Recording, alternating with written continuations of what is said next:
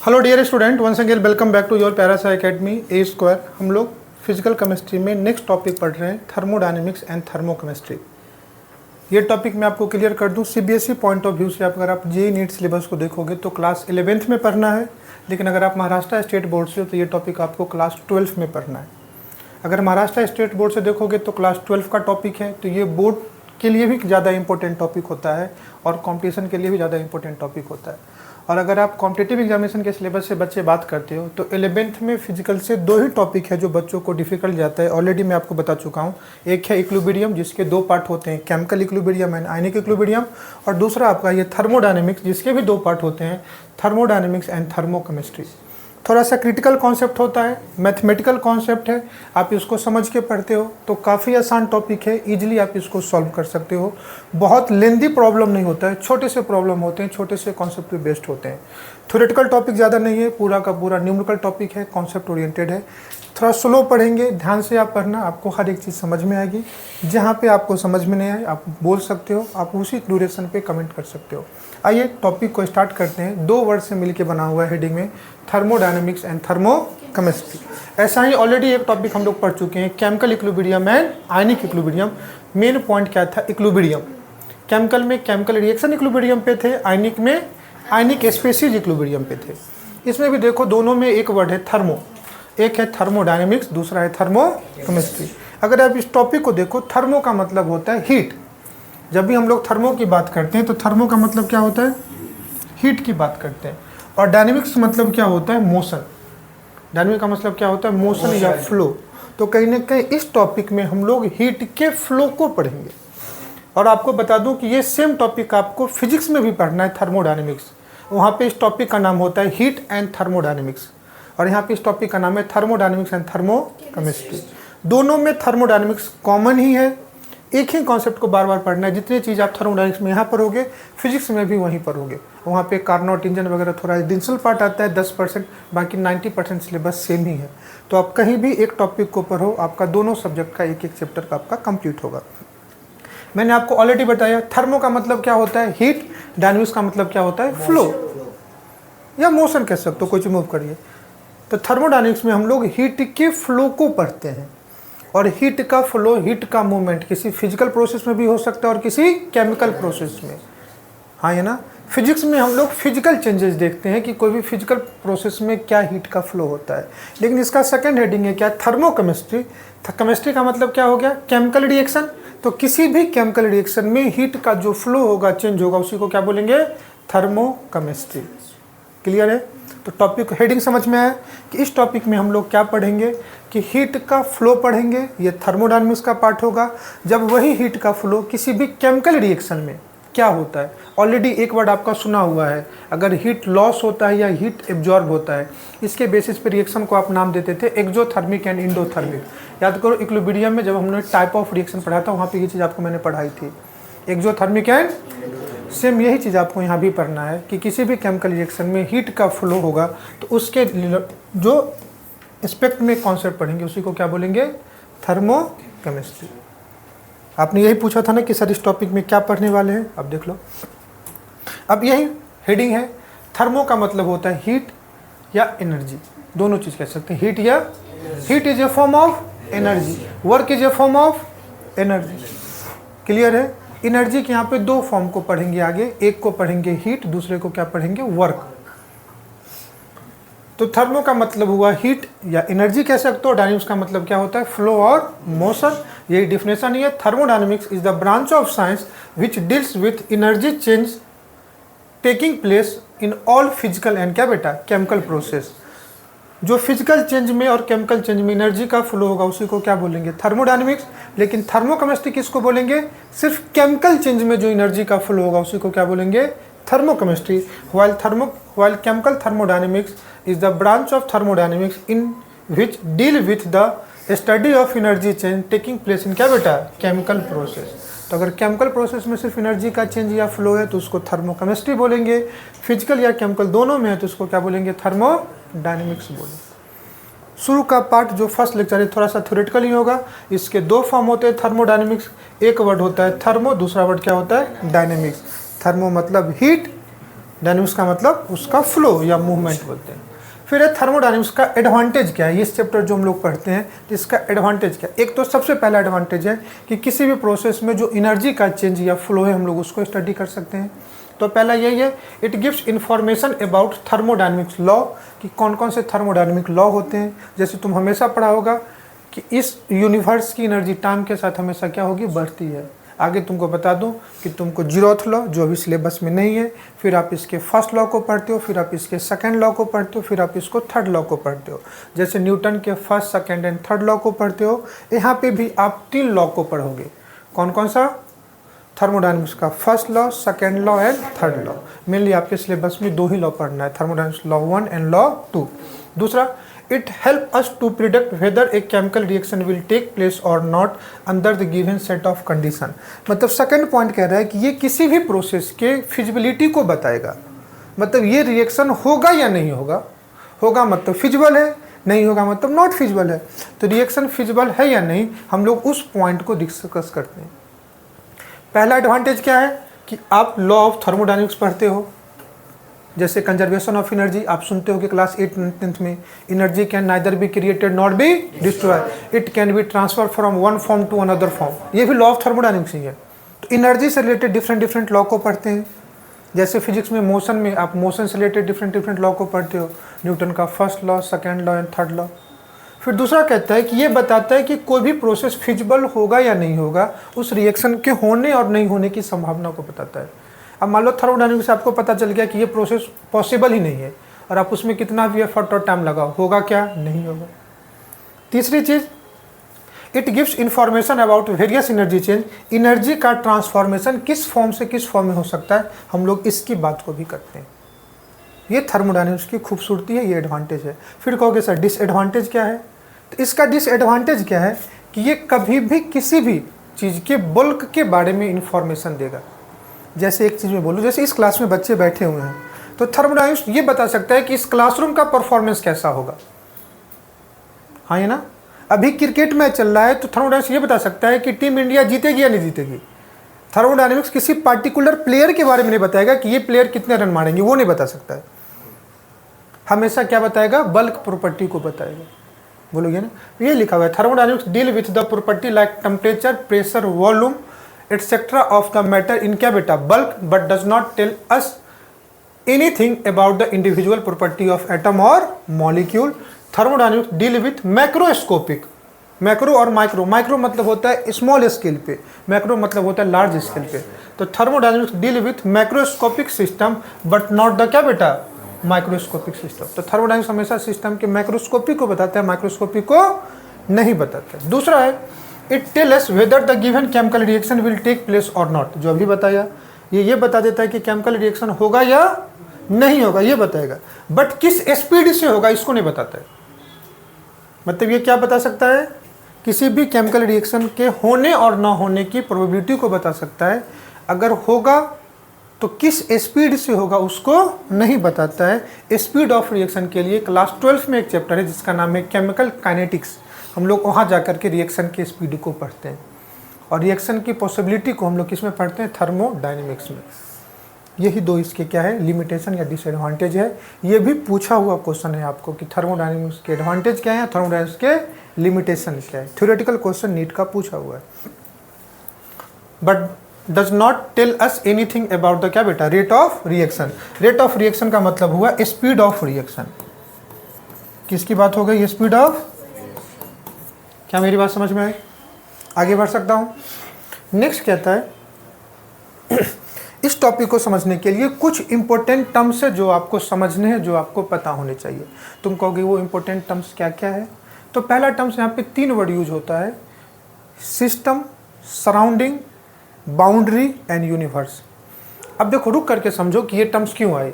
इस चैप्टर में हम क्या पढ़ने वाले हैं, हीट के फ्लो को।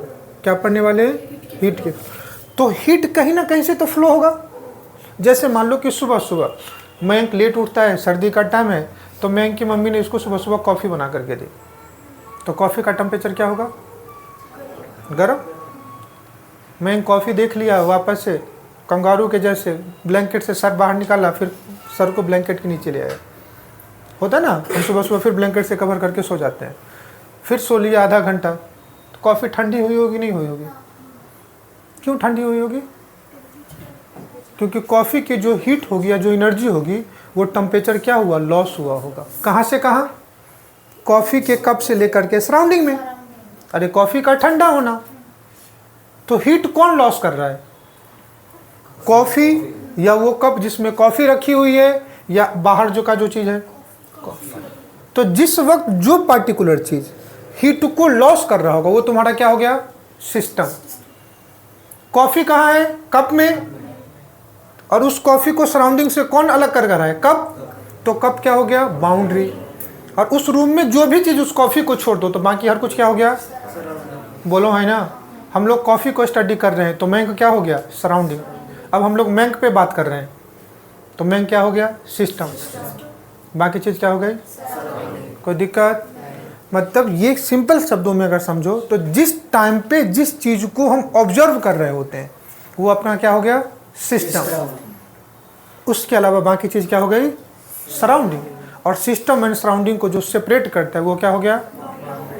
अगर वैसे नहीं समझो, ऐसे समझो, समझो यस मैथ के क्वेश्चन लगा रहे हैं, क्या का क्वेश्चन लगा रहे हैं, तो टेबल पे फिजिक्स और केमिस्ट्री की भी तो बुक होगी। तो जब ये मैथ पढ़ रहा होगा तो सिस्टम में क्या आ गया, ये मैथ का नोटबुक, इसका रफ बुक, बाकी चीज़ें। अब आफ्टर 2 आवर अब ये फिजिक्स के क्वेश्चन लगा रहे हैं तो सिस्टम में क्या आ गया, फिजिक्स, मैथ क्या हो गया। ऐसा नहीं है कि जो चीज़ कभी सिस्टम में हमेशा वही सिस्टम में रहेगी। ये एग्जाम्पल लेने का मतलब ये था मेरा, जो चीज़ अभी सिस्टम है बाद में वो सराउंडिंग भी हो सकते हैं। जिस पॉइंट पे, जिस टाइम फ्रेम पे तुम जिस चीज़ को ऑब्जर्व करते हो वो तुम्हारा क्या हो गया, सिस्टम। उसके अलावा बाकी चीज़, सिस्टम एंड सराउंडिंग को जो सेपरेट करेगा उसको क्या बोलेंगे, बाउंड्री। और सिस्टम एंड सराउंडिंग को मिक्स कर दो तो बस सब मिलके क्या हो गया, यूनिवर्स। बोलो है ना। तो यूनिवर्स को 2 पार्ट में क्लासीफाई करते हैं, 2 पार्ट में डिवाइड करते हैं। एक को बोला सिस्टम, दूसरे को क्या बोला, समझ में आया।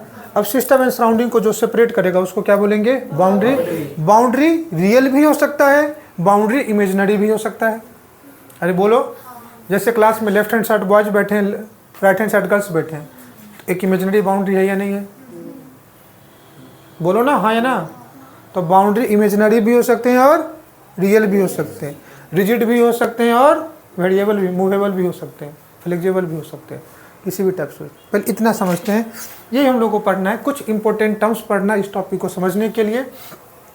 क्या क्या टर्म्स है थर्मोडायनेमिक्स टर्म्स में? एक टर्म से सिस्टम, दूसरा टर्म्स क्या है बेटा, बाउंड्री। क्लियर। बाउंड्री किसको सेपरेट करेगा, सिस्टम एंड सराउंडिंग को। तो ये सिस्टम है और ये सराउंडिंग है, तो इसके बीच में जो आएगा उसी को क्या बोलेंगे, बाउंड्री। बोलो ना, हाँ ना। अब सिस्टम क्या है, a system is defined as the specific part of universe और specific portion of matter which is under क्या बेटा, एक्सपेरिमेंटल इन्वेस्टिगेशन। मतलब जिस चीज़ को हम लोग स्टडी करते हैं, इन्वेस्टिगेट करते हैं, जिस चीज़ को जिस टाइम पे ऑब्जर्व करते हैं वो अपना क्या हो गया, बोलो है ना। उसको छोड़ करके रेस्ट ऑल पार्ट क्या हो गया। देखो, the rest part of universe excluding system is called क्या बेटा, और सिस्टम एंड सराउंडिंग को मिक्स कर दो तो यू विल गेट। इसमें कोई दिक्कत। फिर बात आती है व्हाट इज बाउंड्री। जो सिस्टम एंड सराउंडिंग को क्या करे, सेपरेट करे, उसको क्या बोलेंगे, कुछ था इसमें। अब टाइप ऑफ बाउंड्री की बात करते हैं। किसकी बात करें, बाउंड्री के।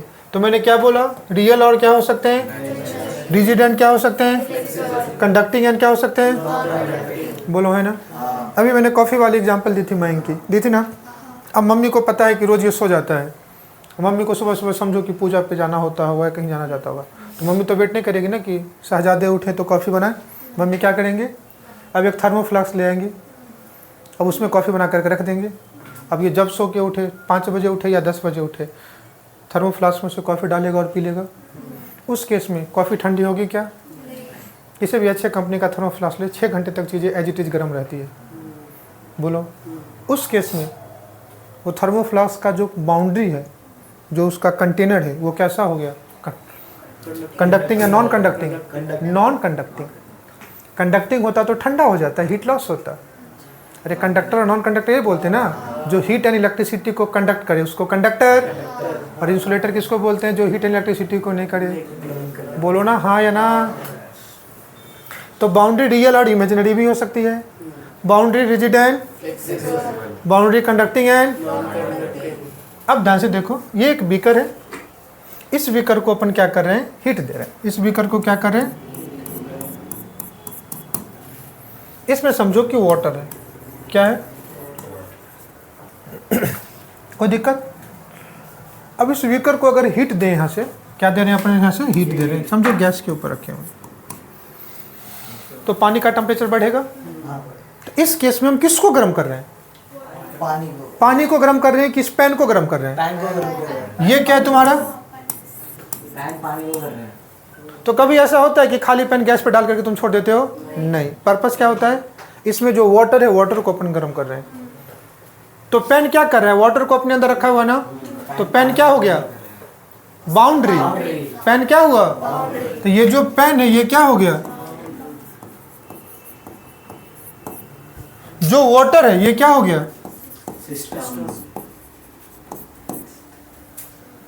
गलत कर रहा हूं। और इसके बाहर जो भी कुछ है, एवरीथिंग विल बी, समझ में आया, यही एग्जांपल भी लिया। इस केस में जो बाउंड्री है वो रियल है या इमेजिनरी है, रियल है, समझ में आया, कुछ कोई दिक्कत नहीं। तो बाउंड्री रियल भी हो सकती है और बाउंड्री रिजिड भी हो सकती है, और जैसे बैलून, बैलून में तुम हवा फुलाते हो बर्थडे के दिन, जैसे बर्थडे वाले लोग फटाफट बैलून को फोड़ देते हैं, पता नहीं क्यों फोड़ते हैं, डोंट नो। कभी कभी कुछ बैलून जो ऐसे छत वगैरह में वो रह जाता है, धीरे धीरे उसका हवा निकलता है, धीरे धीरे बैलून श्रिंक होता है, हाँ ये ना। बर्थडे के दिन वो बैलून का साइज कुछ ऐसा होगा, बाद में बैलून का साइज ऐसा हुआ होगा। सिस्टम का साइज कम ज़्यादा हुआ कि नहीं हुआ, तो बाउंड्री भी श्रिंक हुआ या नहीं हुआ, तो फ्लेक्सिबल हुआ। तुम बार बार कुछ इंटरवल पे बाइक में, कार में हवा दिलवाते हो, साइकिल में हवा दिलवाते हो, जब जिस दिन हवा दिलाते हो तो टायर पूरा फूगा हुआ होता है, धीरे धीरे हवा कम होता है। तो जो ट्यूब या टायर है वो भी क्या है, बाउंड्री का ही काम करता है ना। बोलो कुछ गलत कह रहा हूँ, लेकिन ये कमरे की चार दीवारी फ्लेक्सिबल होगा क्या, ऐसा है कि धीरे धीरे इसी करके आ जाएगा, फिर दोनों दीवार को दूर दूर करो, समझना। हर चीज़ में हीट फ्लो हो सकता है, बस तुमको डिफिनेशन समझा दे रहा हूँ कि कहाँ कौन सी चीज़ होगी। फिर बात आती है कंडक्टिंग एंड नॉन कंडक्टिंग। कुछ एग्जाम्पल देखते हैं, तुमको समझ में आ जाएगा। अब देखो 3 एग्जाम्पल लिया है मयंक वाले केस में।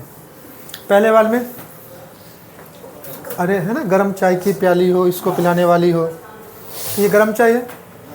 इस केस में क्या है, ऊपर से हमने क्या किया, कवर कर दिया। और तीसरे केस में कहाँ रखा, थर्मोफ्लास्क में, बोलो है ना। यहाँ पे कवर किया क्या है, नहीं, जैसे आप चाय कॉफ़ी सर्व करते हो घर में वैसे ही है। दूसरे केस में अगर पीने में लेट है तो आप उसको कवर कर देते हो, ये थोड़ी देर तक हीट को मेंटेन करके रखता होगा। और इस केस में आप क्या करते हो, थर्मोफ्लास्क में रखते हो। अब तीनों में क्या हो सकता है, क्या इस केस में इनिशियली चाय जितना गर्म है, आफ्टर सम टाइम चाय उतना गर्म होगा क्या, नहीं होगा। चाय अगर गर्म है तो क्या करेगा, इवोपरेट करेगा। तुम कभी कभी देखो, अगर तुमको वैसे समझ में नहीं आता है, तो अगर कभी चाय को तुम किसी प्याले से कवर कर दो या किसी प्लेट से कवर कर दो, आफ्टर सम टाइम उस प्लेट को हटा के देखो तो उस पर वाटर ड्रॉप्स होते हैं। अगर सोचो कि अगर वो प्लेट नहीं होता तो वाटर ड्रॉप्स कहाँ जाते, सराउंडिंग में, मतलब उतना अमाउंट से तो लिक्विड कम होता या नहीं होता। मतलब अगर कोई प्याली खुला हुआ है तो उसमें टेम्परेचर भी लॉस होगा, मतलब हीट का भी लॉस होगा, और जितने वाटर वेपर इवोपरेट हो रहे हैं मास का भी लॉस होगा कि नहीं होगा, बोलो। तो इस केस में क्या क्या लॉस हो सकता है। इस केस में तुम कहोगे सर हीट एंड मास दोनों लॉस हो सकता है। सोच के देखो ना, इस केस में तुमने क्या किया, उसको कवर कर दिया। जब कवर कर दिया, ये कवर है ना, कवर्ड है, तो अब इस केस में चाय तो ठंडा होगा, लेकिन जो भी वाटर वेपर इवोपरेट हुए वो उसी के अंदर आ गया ना। तो इस केस में हीट का लॉस होगा कि नहीं होगा, हीट लॉस होगा, बट मास का लॉस होगा क्या, मास का लॉस नहीं होगा। तो इस केस में चेंज इन मास क्या होगा, जितना मास पहले था बाद में उतना ही मास है, तो चेंज इन मास को डेल्टा एम लिख देते हैं। डेल्टा एम कितना हो जाएगा, 0। लेकिन हीट को आगे जाके रिप्रेजेंट करूंगा, क्यू से रिप्रेजेंट करते हैं। किससे रिप्रेजेंट करते हैं, तो इस केस में डेल्टा क्यू क्या हो जाएगा, नॉन जीरो, क्योंकि हीट का लॉस हो रहा है। इस कप के लिए क्या होगा, मास और हीट दोनों लॉस हो रहा है। सिंपल मैथमेटिकली क्या याद करेंगे, डी क्यू क्या होगा, नॉन जीरो, और डेल्टा एम भी क्या होगा, क्योंकि दोनों का लॉस हो रहा है, मास भी लॉस हो रहा है एंड हीट का भी लॉस हो रहा है। इस केस में मास का लॉस नहीं होगा लेकिन हीट का लॉस होगा, बोलो है ना। ये ओपन सिस्टम हो गया। ये सिस्टम कैसा हुआ? ओपन, कि मतलब सिस्टम एंड सराउंडिंग के बीच में कोई बाउंड्री नहीं। ये यही लिखा हुआ open system, depending upon the nature of boundary. इस सिस्टम कैसा है? क्लोज है, लेकिन बाउंड्री जो है कंडक्टिंग या नॉन कंडक्टिंग? कंडक्टिंग है, तभी तो हीट का लॉस हो रहा है। तो ये सिस्टम कैसा हो गया? Close system. एग्जाम्पल तीनों का समझ में आ गया। अब ये सिस्टम कैसा है? आइसोलेटेड। जिस टेम्परेचर पे इस थर्मोफ्लास्क में आपने चीज़ों को रख दिया ना, वो उतना ही गर्म रहेगा। बोला क्लियर? तो इस केस में मास का लॉस होगा, हीट का लॉस होगा, तो delta q 0 and delta m क्या बेटा? तो इस सिस्टम सराउंडिंग से कोई एक्सचेंज ही नहीं कर रहा है। बोलो, क्लासरूम ऐसा बच्चा जो किसी से बात ना करे, टिफिन शेयर नहीं करे, तो वो अपने आप में रिजर्व होता है नहीं? उसको आइसोलेटेड बोलते हो कि नहीं होते हो? जिसका कोई सराउंडिंग से ताल्लुकात ही नहीं है। तो इस टाइप के सिस्टम को क्या बोलेंगे? Isolated system. No exchange between system and surrounding. System and surrounding के बीच में किसी भी चीज़ का कोई एक्सचेंज। यहाँ पे सिस्टम एंड सराउंडिंग के बीच में किसका एक्सचेंज हो रहा है? हीट का। यहाँ पे सिस्टम एंड सराउंडिंग के बीच में मास एंड हीट दोनों का हो रहा है। उसके बेसिस पे हम लोग टाइप ऑफ सिस्टम पढ़ते हैं। On the basis of nature of boundary 3 type के सिस्टम हो गए, open system, close system and isolated system. बोलो भाई ना। जो आइसोलेटेड सिस्टम है, चूंकि इसमें हीट एक्सचेंज नहीं हो रहा है, आगे जाकर के पढ़ेंगे, इसको आइसो इंट्रोपिक सिस्टम भी बोलते हैं। क्या बोलते हैं? Entropic system. फिर एक नया वर्ड आ गया इंट्रोपिक। क्या? धीरे धीरे आपको जितने टर्म्स है उसी से फैमिलियर भी होना है कि थर्मोडायनामिक्स में कौन कौन से टर्म्स हम बार बार पढ़ते हैं। हाँ ये ना, आगे बढ़ो। अब यही ओपन सिस्टम देख लो। The type of system can exchange energy as well as क्या बेटा? Can exchange energy as well as क्या बेटा? मैटर। उसको क्या बोलेंगे? एक्सचेंज किसके साथ करेगा? सराउंडिंग के साथ। इस टाइप के सिस्टम को क्या बोलेंगे? Open system. एग्जाम्पल देख लो। Coffee in open glass, hot water in open glass. दूसरा, all living system included human being, plant and animal. हम अपने सराउंडिंग के साथ कई चीज़ें एक्सचेंज करते हैं। अरे सांस लेते हो, ब्रीदिंग है, ये भी तो एक्सचेंज ऑफ गैस ही है ना। हेडिंग भी एनसीईआरटी में एक्सचेंज ऑफ गैस। तीसरा, क्लासरूम, अर्थ, यहाँ पे भी टीचर और स्टूडेंट के बीच में कम्युनिकेशन होता है, ये भी तो क्या एक्सचेंज ही है। कोई दिक्कत? सेकंड है क्लोज सिस्टम। क्लोज सिस्टम किसमें क्या बोला? किसका एक्सचेंज होगा? हीट का। मास का होगा क्या? नहीं। The type of system can exchange energy in the form of heat और वर्क या रेडिएशन। हीट के फॉर्म में भी एक्सचेंज एनर्जी का हो सकता है, या वर्क के फॉर्म में भी, या किसके फॉर्म में? रेडिएशन। इससे एक बात तो क्लियर हो गई ना कि या तो मैं हीट बोलूं, या तो मैं वर्क बोलूं, या तो रेडिएशन बोलूं, तीनों एनर्जी का ही फॉर्म है। ये सब किसका फॉर्म है? एनर्जी का फॉर्म है। बट नॉट मैटर विथ क्या बेटा? सराउंडिंग। मतलब हीट का तो एक्सचेंज होगा बट मैटर का एक्सचेंज नहीं होगा। क्लियर है? This boundary is sealed but not क्या बेटा? इंसुलेटेड। बाउंड्री क्लोज तो होगा, सील्ड होगा, बट क्या होगा? इंसुलेटेड नहीं होगा, नॉन इंसुलेटेड होगा, मतलब कंडक्टिंग टाइप का होगा। एग्जाम्पल में देख लो। Coffee in closed vessel, hot water in closed vessel, glowing bulb, tube light, a satellite in orbit. Third कौन सा हो गया? आइसोलेटेड। आइसोलेटेड सिस्टम के लिए बाउंड्री कैसा होना चाहिए? आइसोलेटेड सिस्टम के लिए बाउंड्री कैसा होना चाहिए? सील्ड होना चाहिए। और बाउंड्री इंसुलेटेड या नॉन इंसुलेटेड? इंसुलेटेड। इंसुलेटर किसको बोलते हैं? जो हीट एंड एक्सचेंज कर, देखो यहाँ पे कंफ्यूज करते हो बार बार। तो नॉट इंसुलेटेड। इंसुलेटेड उसको बोलते हैं जो नॉन कंडक्टर होता है। इंसुलेटर का मतलब non conductor. This type of system are perfectly insulated system. Insulated system का मतलब हुआ, मैं लिख देता हूँ, नॉन कंडक्टर। कैसा हो गया? Can not be interact with any way with क्या बेटा? सराउंडिंग। नाइदर मैटर और एनर्जी कैन बी क्या बेटा? Exchange. This boundary is sealed and insulated. Universe can be considered as an isolated system. पूरे universe को ले लो तो ये किससे इंटरेक्ट करेगा? कोई दिक्कत? इस टाइप के सिस्टम को हम लोग ऐसे भी बोलते हैं, इस टाइप के बाउंड्री को एडियाबेटिक भी बोलते हैं। मैं अभी तुमको लिख देता हूँ, आगे जाकर के पढ़ेंगे, समझ में आए? इस टाइप की वैसा सिस्टम जो सराउंडिंग के साथ कोई एक्सचेंज ना करे, उसी को तो आइसोलेटेड बोलते हैं। वैसा सिस्टम जो सराउंडिंग के साथ कुछ एक्सचेंज नहीं करे उसी को क्या बोलते हैं, आइसोलेटेड सिस्टम। तो इस टाइप के सिस्टम को अपन बोलते हैं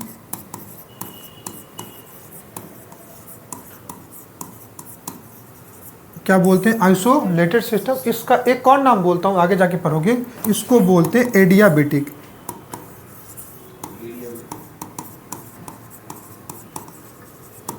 एडियाबेटिक सिस्टम बोलते हैं, बोलना जहां पे हीट का एक्सचेंज ना हो, जहां पे हीट का एक्सचेंज उस टाइप के सिस्टम को क्या बोलते हैं, एडियाबेटिक। आगे जाके पढ़ेंगे इसको आइसोइंट्रोपिक सिस्टम भी बोलते हैं। क्या बोलते हैं, आइसोइंट्रोपिक। अब फिर आता है next term state of the system. क्या आता है, स्टेट ऑफ सिस्टम का मतलब क्या होता है, पहले एग्जांपल से समझते फिर समझना। समझो मैं वाटर को स्टडी कर रहा हूँ, किसको स्टडी कर रहा हूँ, समझो इन्वेस्टिगेशन स्टडी किसका चल रहा है,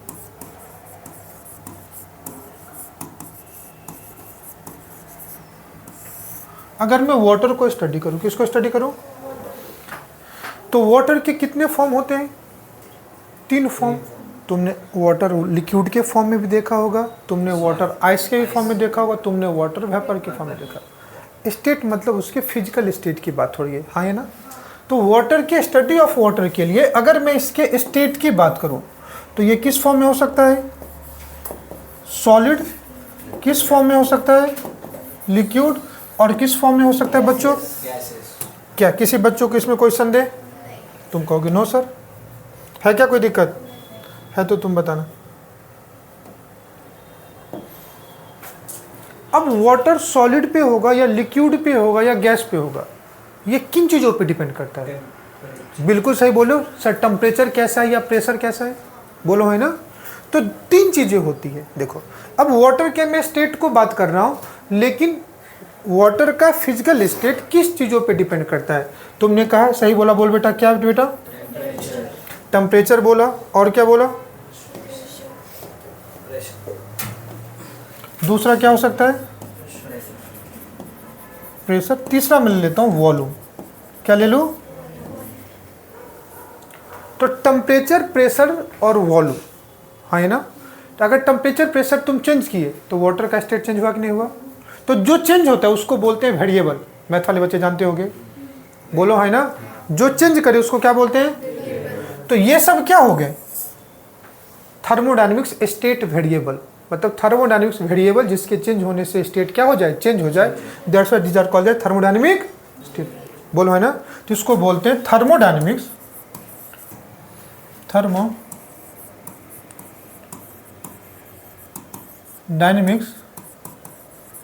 स्टेट।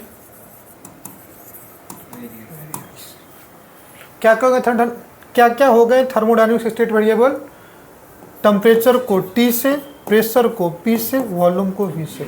अगर इन तीनों को तुम चेंज करोगे तो उस सिस्टम का स्टेट चेंज हो सकता है, बोलो ना, हाँ ना। अब मान लो कि मैं सॉलिड की बात करता हूं, तो यहाँ पे टेम्परेचर कितना लेना पड़ेगा, 0 डिग्री सेंटीग्रेड। तो देखो वाटर क्या हो जाता है, आइस। अगर नॉर्मल टेम्परेचर रूम ले लूँ 25 डिग्री सेंटीग्रेड, तो क्या हो गया, लिक्विड पे, देखो अपने आसपास पे वाटर लिक्विड पे। और यही टेम्परेचर अगर मैं ले लूँ 100 डिग्री सेंटीग्रेड, तो ये किस फॉर्म में होगा, गैस, बोलो ना, हाई ना। तो अगर मैंने टेम्परेचर चेंज किया तो वाटर का स्टेट चेंज हुआ कि नहीं हुआ, that is called state of system, कि सिस्टम किस स्टेट पे है। और सिस्टम का स्टेट कौन डिसाइड कर रहा है, तुम कहोगे टेम्परेचर, प्रेशर एंड वॉल्यूम। तो टेम्परेचर, प्रेशर, वॉल्यूम को क्या बोले, वेरिएबल बोल दिए, बोलो है ना। अब जो काम तुम टेम्परेचर बढ़ा के कर सकते हो, टेम्परेचर बढ़ाया, तो वो काम तुम क्या कर सकते हो, प्रेशर कम करके भी कर सकते हो। आगे देखेंगे, लेकिन इतना तो सर बच्चे ने देखा होगा कि गैस वाटर वेपर कब होता है, लिक्विड कब होता है, सॉलिड आइस कब होता है। तो जितना टेम्परेचर कम करोगे वाटर क्या होगा, फ्रीज होगा, और टेम्परेचर बढ़ाओगे तो वाटर क्या होगा, इवोपरेट होगा, बोलो है ना। तो समझ में हेडिंग अब स्टेट ऑफ सिस्टम का मतलब क्या हुआ, कि सिस्टम किस स्टेट पे। तो कहता है property which define state of any system are called as, क्या बेटा, स्टेट वेरिएबल। स्टेट को कौन डिफाइन करे, यही 3 टर्म्स, इसलिए इसको क्या बोलते हैं, स्टेट वेरिएबल। और थर्मोडायनेमिक वेरिएबल और थर्मोडायनेमिक क्या बेटा, क्वांटिटी। और स्टेट वेरिएबल 2 टाइप के होते हैं, कौन कौन से? एक को अपन बोलते हैं पाथ फंक्शन, दूसरे को क्या बोलते हैं? State function. और जितने भी थर्मोडायनामिक स्टेट वेरिएबल हैं वो दो पार्ट के होंगे, एक को बोलते हैं स्टेट फंक्शन, दूसरे को क्या बोलते हैं? पाथ। पाथ फंक्शन मतलब क्या होता है, ध्यान से समझना, कि मुझे समझो यहाँ से घर जाना है, मुझे कहाँ जाना है? यहाँ से घर जाना है। तो मैं जितना लंबा पाथ को ट्रेवल करूँगा, समझना, कोई एक आदमी यहाँ पे है, ये पॉइंट ए है, अब इस पर्सन को यहाँ पे आना पड़ेगा, इस पॉइंट बी पे। तो पॉइंट ए से पॉइंट बी जाने पे, ध्यान से समझना, कितने पाथ हो सकते हैं? There are infinite number of path. अरे बोलो हाँ ना। तुम कहोगे सर कैसे इनफाइनाइट नंबर पाथ हो सकते हैं? तो देखो, इस पॉइंट से ये पॉइंट, ये डायरेक्टली ऐसे भी जा सकता है, ऐसे भी जा सकता है, ऐसे भी जा सकता है, ऐसे। तो जितना लंबा पाथ लेगा उसको उतना ज़्यादा डिस्टेंस ट्रेवल करना पड़ेगा, तो उसमें थकान उतनी ज़्यादा होगी कि नहीं होगी? पर्पस क्या था? ए पॉइंट से बी पे जाना, बोलो भाई ना। अब ए से बी जाने पे तुम पूरे दिन घूम करके भी पहुंचो, उससे कोई फर्क नहीं पड़ता है, तुम डिस्टेंस तो डिस्प्लेसमेंट उतना ही ट्रेवल किए। तो डिस्प्लेसमेंट को कोई फर्क पड़ रहा है क्या? लेकिन डिस्टेंस को फर्क पड़ता है। तो डिस्टेंस क्या हो गया? Path function. डिस्प्लेसमेंट क्या हो गया? बोलो है ना। अब जितना तुम ज़्यादा चलोगे, जितना ज़्यादा चलोगे उतना ज़्यादा थकान होगा। मैं तो तुम्हारे टोन में कहूँ तो उतना ज़्यादा वर्क किए, उतना ज़्यादा तुमको हीट लगी होगी, लॉस या गेन हुआ होगा। तो वैसी चीज़ जो ए और बी जाने में जो पाथ ट्रेवल किए उस पाथ पे डिपेंड कर जाए, उसको क्या बोलेंगे? Path function. और वैसी चीज़ जो बिल्कुल इमोशनल लेस हो, इमोशनलेस आदमी हो, उसको सिर्फ इतना दिखा, तुमने क्या किया? ए टू बी ही तो गया, मेरे को फर्क नहीं पड़ता तो कितना घूम करके गया। तो सिर्फ वो फाइनल और इनिशियल स्टेट पे डिपेंड करता है, उसको क्या बोलेंगे? State function. मतलब जो स्टेट फंक्शन होगा वो पाथ इंडिपेंडेंट होगा। बोलो ना, तुम कितना दूरी ट्रेवल किए उससे कोई फर्क। तो एक बात तो समझ में आ गया कि जो स्टेट फंक्शन है वो पाथ क्या होगा? बोलोगे? ये पाथ इंडिपेंडेंट होगा। और जो पाथ फंक्शन है वो क्या होगा? पाथ डिपेंडेंट होगा। ये सिर्फ किस पे डिपेंड करेगा? इनिशियल एंड फाइनल पे। ये किस पे डिपेंड करेगा? डिपेंड ऑन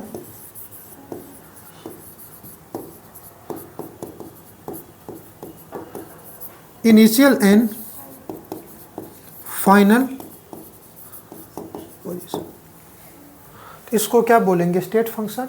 याद रखने वाली बात एक ही चीज़ है कि तुम्हारे सिलेबस में दो ही पाथ फंक्शन है, तुम्हारे सिलेबस में दो ही पाथ फंक्शन। मैं यही तुमको देता हूँ, एक है वर्क और दूसरा है हीट। कौन कौन? Work and heat. और जितने भी पाथ फंक्शन होते हैं उसका सिंबल हमेशा स्मॉल लेटर से लिखते हैं। किससे लिखते हैं? तो इसका जो सिंबल होगा बेटा, ये हमेशा क्या होगा? स्मॉल लेटर होगा। और जितने भी स्टेट फंक्शन होते हैं इसका जो सिंबल होगा हमेशा क्या होगा? कैपिटल लेटर होगा। क्या होगा? तो इसका जो सिंबल होगा ये हमेशा क्या होगा? इसके सिंबल को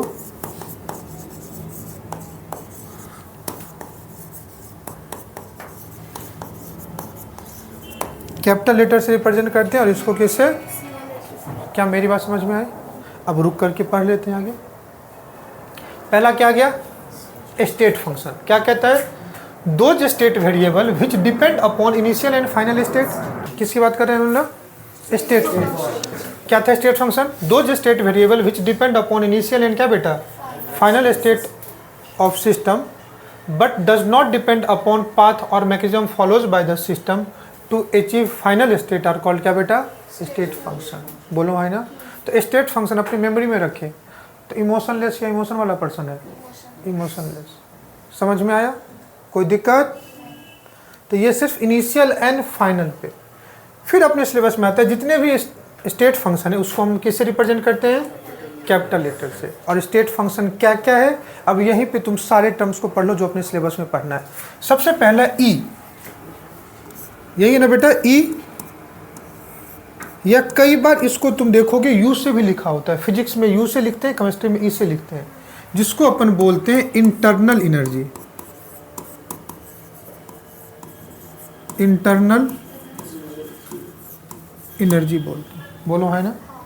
दूसरा है एच, एच को बोलते हैं,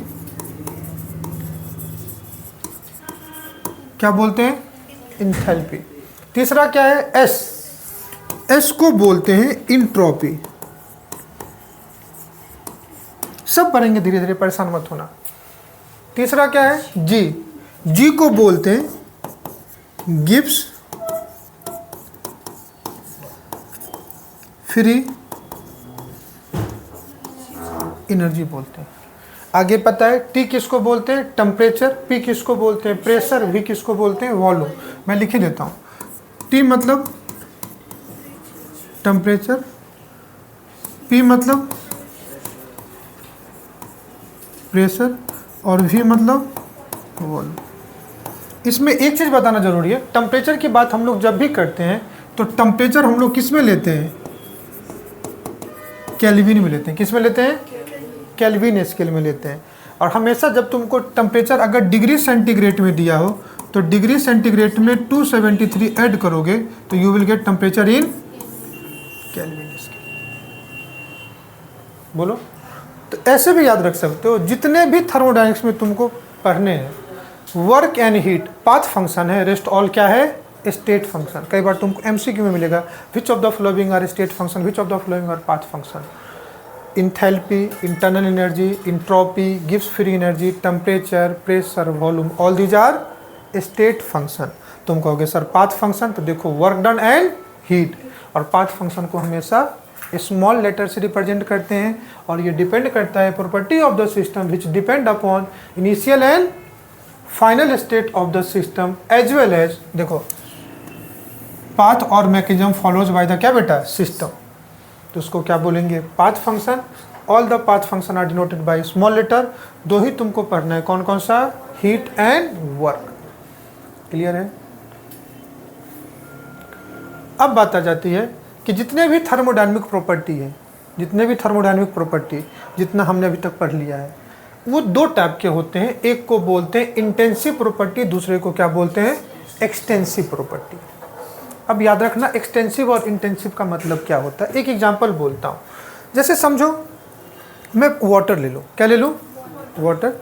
ये एक बच्ची है, इसने एक गिलास ऑफ वाटर लिया, और ये मैंक है, इसने एक बाल्टी भर के पानी लिया। ये एक बच्ची है जिसने क्या लिया, 1 ग्लास ऑफ वाटर लिया, और ये एक मैंक है बच्चा जिसने क्या लिया। तो किस में क्वांटिटी ऑफ वाटर ज़्यादा है, मैंक का। कोई दिक्कत नहीं। अब उस वाटर को बॉयल करना है, उस वाटर को क्या करना है, बॉयल। तो बताओ किसको ज़्यादा, किसका गैस ज़्यादा खर्च होगा, मतलब किस में ज़्यादा हीट लगेगा, मैंक को ज़्यादा लगेगा। लेकिन एक चीज़ मुझे बताओ कि किसका पानी ज़्यादा टेम्परेचर पे बॉयल होगा, इस बच्ची का या इसका। हाँ, तो तुम कहोगे सर दोनों केस में चूंकि वाटर ही है तो वाटर का बॉइलिंग पॉइंट 100 डिग्री सेंटीग्रेड होता है। तो चाहे एक मग्गा पानी हो या एक गिलास पानी हो या एक बाल्टी पानी हो, दोनों 100 डिग्री सेंटीग्रेड पे ही क्या होगा, तो बॉइलिंग पॉइंट का अमाउंट ऑफ वाटर से कोई फर्क पड़ा क्या, कितना भी ज़्यादा पानी लो अमाउंट ऑफ वाटर क्या रहेगा, कितना भी ज़्यादा पानी लो बॉइलिंग पॉइंट क्या रहेगा, सेम। तो बॉइलिंग पॉइंट मास पे या क्वांटिटी ऑफ सब्सटेंस पे डिपेंड करा नहीं।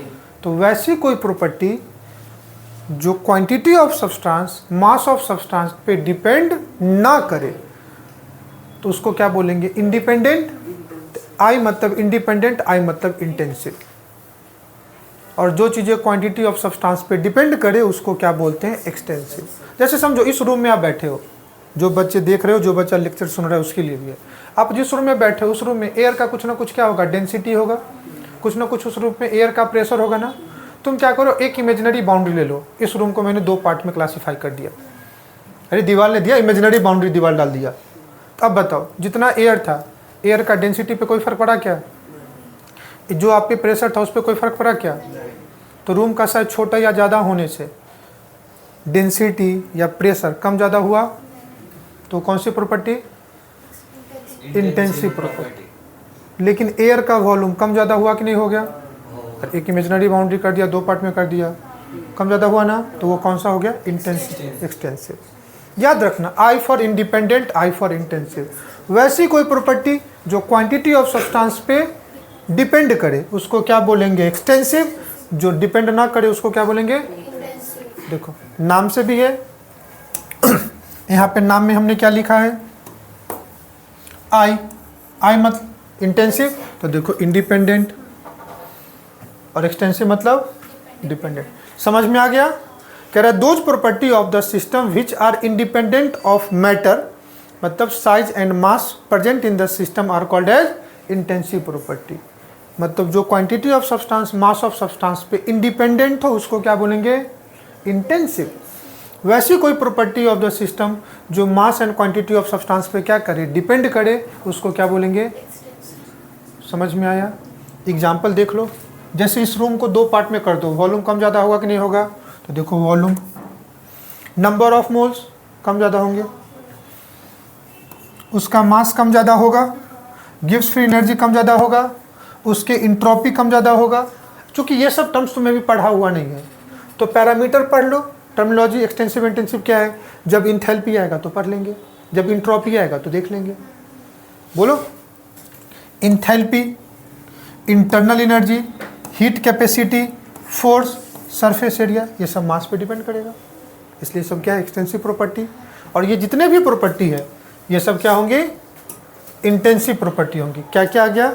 मोलर वॉल्यूम, डेंसिटी कोई फर्क पड़ेगा, गिव्स फ्री एनर्जी कोई फर्क पड़ेगा, स्पेसिफिक हीट फर्क नहीं पड़ेगा, प्रेशर पे फर्क पड़ेगा, टेम्परेचर पे फर्क पड़ेगा। जितने भी कॉन्सेंट्रेशन टर्म्स है, समझो तुमने, मम्मी ने दाल बनाई है ना, अब तुम एक बाउल दाल पियो या एक स्पून दाल पियो, टेस्ट या नमक के टेस्ट पे कोई फर्क पड़ेगा क्या? कॉन्सेंट्रेशन पे कोई फर्क नहीं पड़ रहा है, बॉइलिंग पॉइंट, फ्रीजिंग पॉइंट, ये सब चीज़ों पे कोई फर्क नहीं पड़ता है, तो उसको क्या बोलेंगे? इंटेंसिव। इस प्रॉपर्टी को क्या बोलेंगे? क्या मेरी बात समझ में आई? हाँ या ना? तो आपको समझ में आया एक्सटेंसिव और इंटेंसिव प्रॉपर्टी।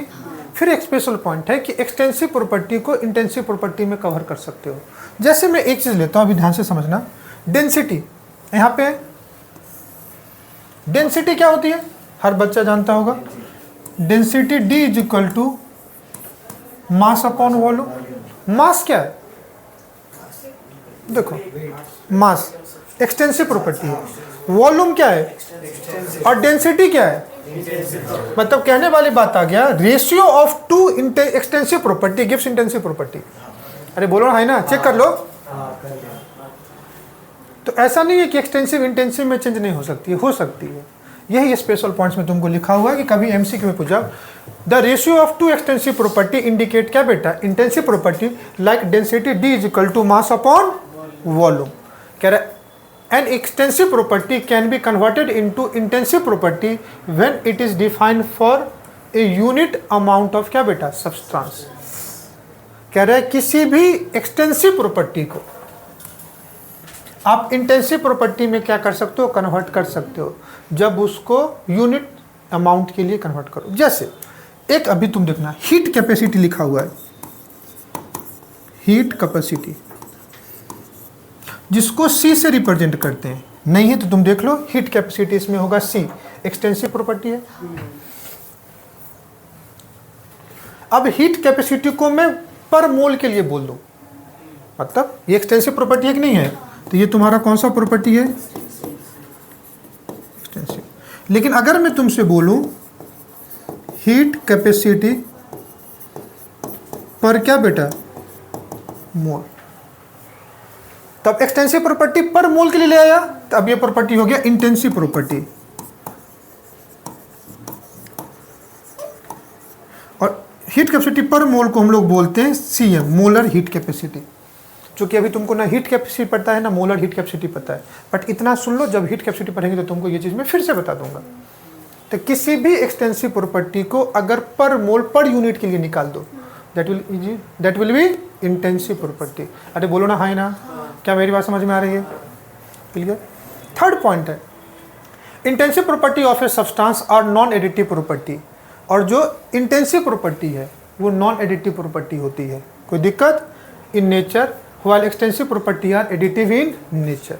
जैसे ध्यान से सुनो, ये क्या है, समझो ये कोई एक सॉल्यूशन है, सॉल्यूशन 1, और ये भी कोई एक सॉल्यूशन है, ये सॉल्यूशन क्या है 2। Listen to me very carefully, इसका कॉन्सेंट्रेशन C1, इसका कॉन्सेंट्रेशन C2। अब इन दोनों सॉल्यूशन को मैं मिक्स कर दिया तो ये क्या हो गया, मिक्सचर ऑफ क्या बेटा, मतलब तुमने एक शरबत बनाया उसका कुछ मीठापन है, तुमने एक दूसरा शरबत बनाया उसका कुछ मीठापन है, दोनों को ऐड कर दो बाबू, तो क्या इसका जो कॉन्सेंट्रेशन है ये C1 + C2 होगा क्या, नहीं। मतलब समझ रहे हो तुम कि तुम एक कप चाय बनाए उसका कुछ मीठापन होगा, तुमने एक कप चाय बनाई उसका कुछ मीठापन होगा, दोनों को मिक्स कर दो तो मीठापन बढ़ जाएगा क्या। कॉन्सेंट्रेशन एडिटिव प्रॉपर्टी नहीं है, लेकिन तुमको याद होगा मोलरिटी ऑफ मिक्सिंग में मैंने ऑलरेडी पढ़ाया है, वॉल्यूम इज एडिटिव प्रॉपर्टी है ना। तो कॉन्सेंट्रेशन क्या था, इंटेंसिव प्रॉपर्टी। अब दो इंटेंसिव प्रॉपर्टी है, होगा क्या। तो तुम समझ रहे हो कि तुमने समझो एक कप दूध लाया, तुमने एक कप क्या लाया, पानी लाया। दूध की भी अपनी कुछ डेंसिटी होगी, मिल्क की, वाटर की अपनी कुछ डेंसिटी होती। एक कप मिल्क और एक कप पानी को मिक्स कर दिया तो डेंसिटी बढ़ जाएगा क्या। ऐसा होगा कि इसकी डेंसिटी D1, इसकी डेंसिटी D2, बाद में मिल्क एंड वाटर को मिक्स किया तो डेंसिटी D1 + D2। इसका मिल्क है, समझो इसका मिल्क है, ये किसी टेम्परेचर पे बॉयल होगा T1 पे, इसका वाटर है ये भी किसी टेम्परेचर पे बॉयल होगा T2 पे। अब दोनों को मिक्स कर दो तो बॉइलिंग पॉइंट T1 + T2 हो जाएगा क्या। ये तो ऐसा ही हुआ ना कि एक कप पानी 100 डिग्री टेम्परेचर पे बॉयल होगा, दूसरा कप पानी 100 डिग्री टेम्परेचर पे बॉयल होगा, दोनों को मिक्स कर दो तो 200 पे बॉयल होगा क्या। समझ के बोलो, यही कह रहा है कि जो इंटेंसिव प्रॉपर्टी होती है उसको कभी ऐड नहीं कर सकते। क्या कुछ गलत कह रहा हूँ, यही एग्जांपल से मैंने समझाया। अब इसी का एनालिसिस किया गया है, ध्यान से देख लो। जो भी मैंने तुमको दो एग्जांपल कर, ये भी एक वेसल से जिसमें H2 है, ये भी एक वेसल से जिसमें H2 है, बोलो हाँ ना।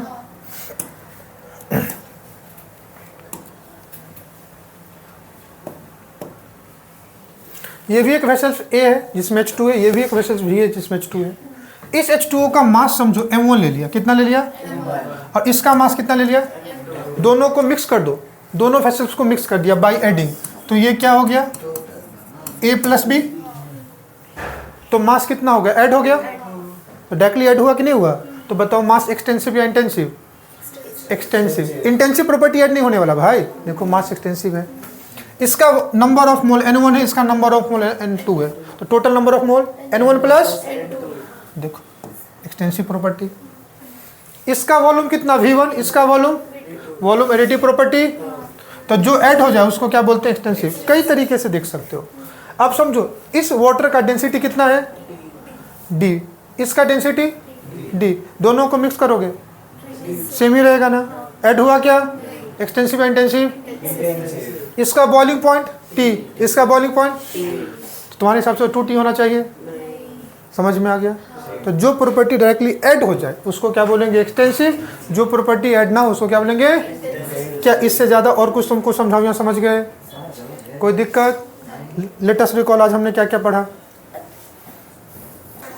देखो अब लास्ट में रिकॉल करते हैं कि आज हमने पढ़ा क्या। बेसिक टर्मिनोलॉजी को ही पढ़ा है। थर्मोडायनेमिक्स पहले टॉपिक को देखा कि इस चैप्टर में पढ़ना क्या था। हीट ऑफ फ्लो को पढ़ना है, फिजिकल चेंज और केमिकल चेंज में। केमिकल चेंज अगर हो रहा है तो उसको क्या बोलेंगे, केमिकल थर्मोडायनेमिक्स या थर्मोकेमिस्ट्री बोलते हैं। तो हम लोग को थर्मोडायनेमिक्स एंड थर्मोकेमिस्ट्री दोनों पढ़ना था। फिर उसमें देखा हीट का ट्रांसफ़र कैसे हो सकता है। फिर हमने बेसिक टर्मिनोलॉजी देखा, सिस्टम क्या होता है, सराउंडिंग क्या होता है, बाउंड्री क्या होता है, यूनिवर्स क्या होता है।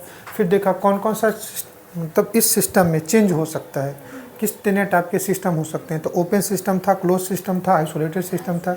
फिर हमने वेरिएबल देखा, अगर प्रेशर वॉल्यूम टेम्परेचर को तुम अगर चेंज करते हो तो थर्मोडायनेमिक्स का स्टेट क्या होगा, चेंज हो जाएगा। फिर हमने स्टेट के भी हिसाब से स्टेट फंक्शन देखा और पाथ फंक्शन देखा। फिर हमने एक्सटेंसिव प्रॉपर्टी देखा और इंटेंसिव। अब इतना सब देख लिया ना, तो फिर हम लोगों को पढ़ना है थर्मोडायनेमिक प्रोसेस। नेक्स्ट क्लास में हम लोग क्या पढ़ेंगे, मतलब अगर थर्मोडायनेमिक वेरिएबल को चेंज करेंगे। अगर थर्मोडायनेमिक वेरिएबल को क्या क्या है variable, pressure, volume and temperature. तो थर्मोडायनेमिक सिस्टम का स्टेट चेंज होगा तो हम लोग कह सकते हैं कि कोई भी थर्मोडायनेमिक प्रोसेस हुआ। और देखेंगे थर्मोडायनेमिक प्रोसेस क्या क्या होते हैं। अगर आपको थोड़ा बहुत पता हो तो हम लोग बोलते हैं isothermal process, isobaric process, adiabatic process, isochoric process, cyclic process, non cyclic process, reversible और इरिवर्सेबल प्रोसेस। हम लोग सारे थर्मोडायनेमिक प्रोसेस को अगले क्लास में देखेंगे। आज के लेक्चर में बेसिक डिफिनेशन वाला पार्ट ही था और थ्योरेटिकल पार्ट ही था। होप आपको समझ में आया होगा। लेक्चर ध्यान से सुन के समझ के लिखिएगा। लेक्चर कैसा लगा कमेंट करके जरूर बताइएगा। मिलते हैं नेक्स्ट क्लास में। Thanks for today, bye bye and thank you all of you.